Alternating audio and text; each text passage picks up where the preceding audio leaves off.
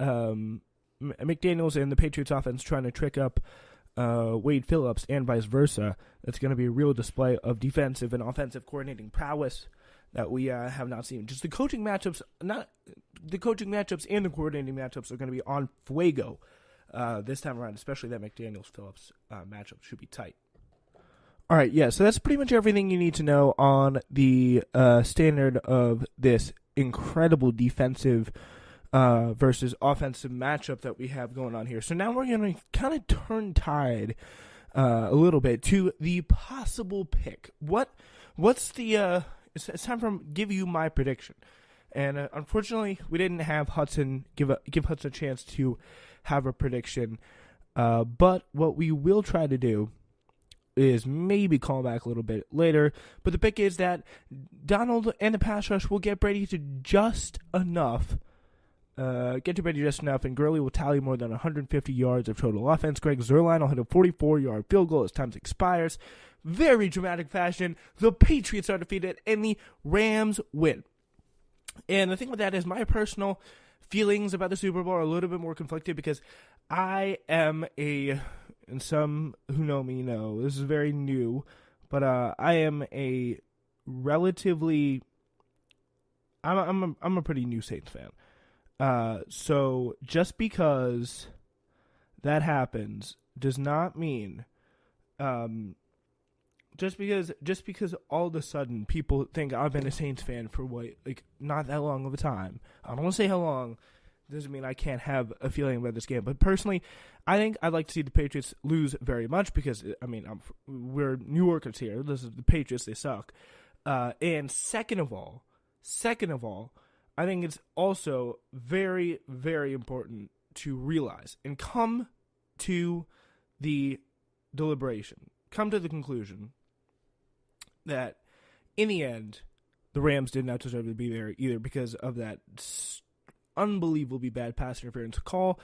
With the Saints should have won the game. The Saints would have also beaten the Patriots easily. So that is the very interesting kind of the paradox that a lot of Saints fans have. And I mean, it's just, can nobody win the Super Bowl? Honestly, I mean, that's kind of how I feel about it because you really don't know that you want to.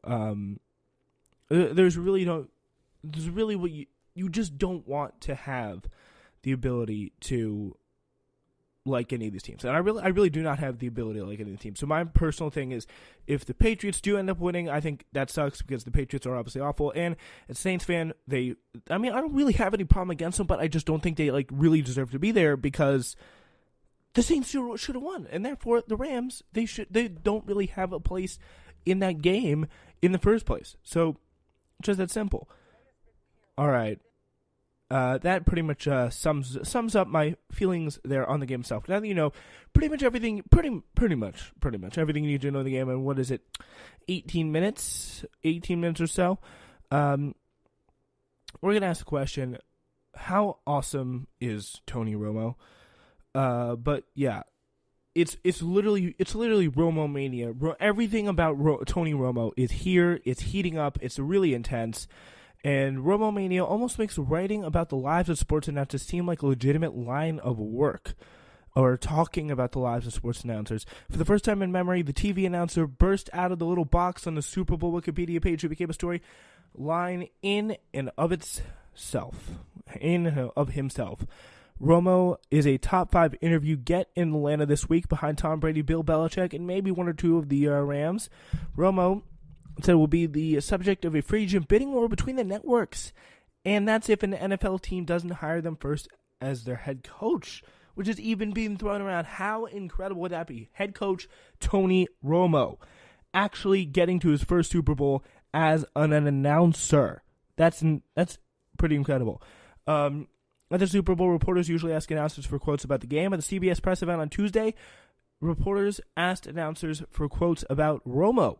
Mr. Nance, what's it like to work mere feet from an all-knowing deity, referring to, obviously, Jim Nance? That's literally one of the questions asked.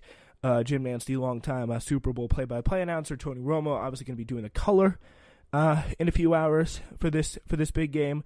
So He also even agreed to dust off his Romo Stradamus act, which is his incredible predictive powers.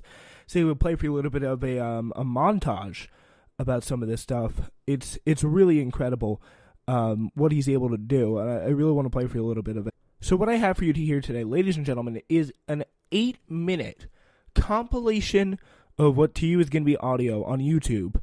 And watch Tony Romo call the play and Jim Nantz call it as it happens. This is Tony Romo talking about it and Jim Nantz.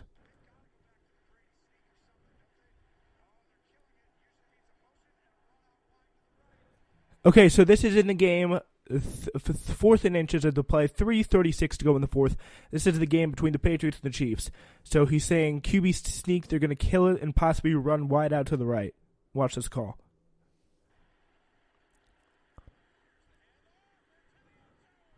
Boom.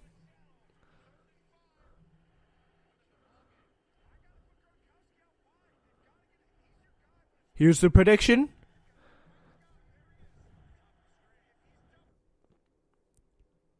I just realized that that audio was not on. I do apologize for that. Here we go. Now you should be able to hear it. So the prediction here is the here's a prediction. The handoff into the end zone. So that was the last play. 3rd and 5. Would have been ball game. I got to put Gronkowski out wide. Yeah, so now here's the prediction saying Gronk out wide to the right. They finally got him. There he is. On the top of the screen. If he's doubled, you're going to throw inside right here to Edelman. You just look up there and pick him. Here they come after and he goes down the field to Gronk. Turns around, makes the catch. The play goes to Gronkowski. What you saw, Tony. That's simple. 4 yards away from New England taking back the lead. They're going to run this ball. Kansas City's got to sell out. There's a handoff to Burkhead. Burkhead pulls ahead and scores the touchdown. Nailed it again. And this was all, again, in the Kansas City Chiefs game, literally, that happened. So all pretty incredible stuff. This is just, again, 3 plays here in one game we've seen it happen. Got a chip. Running back's got to help, so he has time to throw. Once again, Edelman in the middle of the field. Pocket sealed. Down the middle. Edelman again with a 3rd down catch.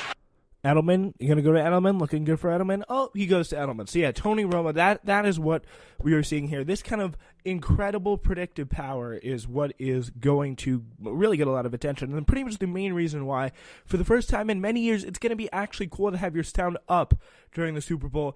Ignore your friends, listen to Tony Romo, experience the magic, and then yell when it just eventually and inevitably comes true. So, the final score of the Super Bowl will be 28-24. Romo predicted. He added that, and I think the team that has 24 has the ball at the end and they don't score. So that's interesting. He didn't even say who's going to win possibly. He says just the team at the end is going to have 24. It's going to end up with 24, 28-24. The team that has the 24 next to their name is going to have the ball at the end, not going to score, and fail. So that's not the prediction that I just made, but still, we'll see. I'm feeling a little uncomfortable now. We'll see what that actually happens. So, yeah, standing on stage almost directly behind Romo during the performance was actually Phil Simms. Simms used to have Romo's job at CBS as the number 1 analyst.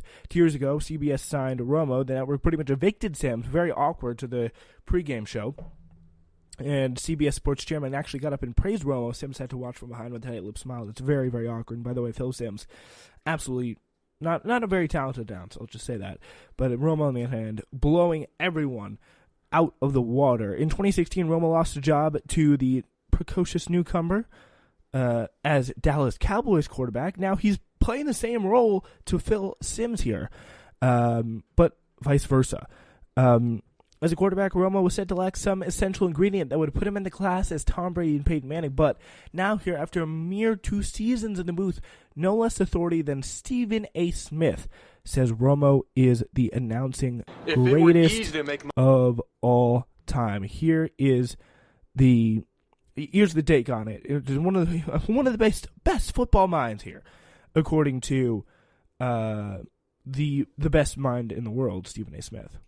This take yesterday is why I wanted to bring it up to you. This is him here on Get Up. Coach? I think easily. He'd be better than anything the Dallas Cowboys have to offer or have offered us over the last 20 years or so. Think about it. Outside of Bill Parcells, tell me one coach that you can definitively say would do a better job than what Tony Romo could potentially do. He knows the game. He played the quarterback position. And I mean this sincerely from the bottom of my heart. In all my years of watching football, I've never seen a football analyst do the job that I saw him do this past weekend. He was absolutely phenomenal. He was calling stuff before it happened. He was talking about what you should do. Not only that, what they were going to do here. He was circling it on the chalkboard. The only time that I've experienced that in my professional career in 25 years as a journalist is when I was sitting in the booth in a suite with Magic Johnson during the Miami Heat Dallas Mavericks series. And for a quarter and a half, Magic Johnson called every single play that the Miami Heat and the Dallas Mavericks were going to run back and forth. And I was sitting right next to him and literally watching him be that basketball savant. So obviously you can't have that high amount of praise without the incredible name drop from Stephen A. Smith of none other than Magic Johnson. But here's the thing. What Romo was experiencing is what you really call the healing power of television. Anyone calls it healing power of television. It's a process of polished second careers of announcers from A-Rod to Doug Collins to Don Meredith, A-Rod being a very big and more recent one. Though Romo is really kind of the most potent example. What happens when the same qualities that held you back as a player or coach become, through the magic of TV, your greatest asset, and you just get to sit back and watch the game. I don't care who wins, but the person who won the Super Bowl the absolute most is unquestionably Tony Romo. After his opening remarks at the CBS press event, Romo was actually mobbed by reporters on stage when everyone was just kind of joining the throng. The tabloid show Inside Edition actually asked him, "What's your hype song?" I don't think they asked that one of Troy Aikman or Chris Collinsworth. That's for sure. The other two competitive competing announcers for NBC and Fox Sports. But McManus says he does not want people to get too hung up on Romo's predictive powers. To some extent, he has a point, though. Romo has changed the CBS broadcast really in a lot of subtle ways that do extend beyond his forecasting. For one thing, he gives kind of Jim Nantz, who's been at the network since 1985, kind of a new energy. Saying, I've heard a lot of people say that. Nance said when he was asked about this, it's probably true. I definitely feel like I'm trying to match up with Tony's enthusiasm. I gotta be honest, said Tracy Wolfson, who's the crew's sideline reporter. I felt reinvigorated going down the stretch of the season. Romo's not just announced, he's just kind of an energy. He gets people hyped. He is an energy drink. He's ready to go. And it's very exciting. It's very exciting to watch. And you really have to admire Tony for kind of revitalizing all the action at the booth and just kind of making it's really an incredible feat while at the Super Bowl, making it a necessity to have the sound up on the game because of Tony Romo's just absolutely incredible predictive powers here, which is it's frankly pretty shocking. All right, so yeah, that's another very big storyline to watch. It takes a lot of power to be able to do that, and Tony Romo has really kind of announced that fueled it really to the T. So, all right, we kind of got a little bit of the game, a little bit of everything. So, you know what? We talked about the game. We talked about the announcers. Last week I think we talked about the halftime show, but you know what? Predictions. It's going to be very hard. We're going to return now to something we did with Zach that we didn't really entirely finish, which is possible Super Bowl prop bets of things that are going to happen in the Super Bowl, kind of to round out the show here. And I wish we could have kind of had Hudson kind of be able to finish that off, but still. Here we go. We got possibly we got some Sean McVay bets. We did the halftime bets.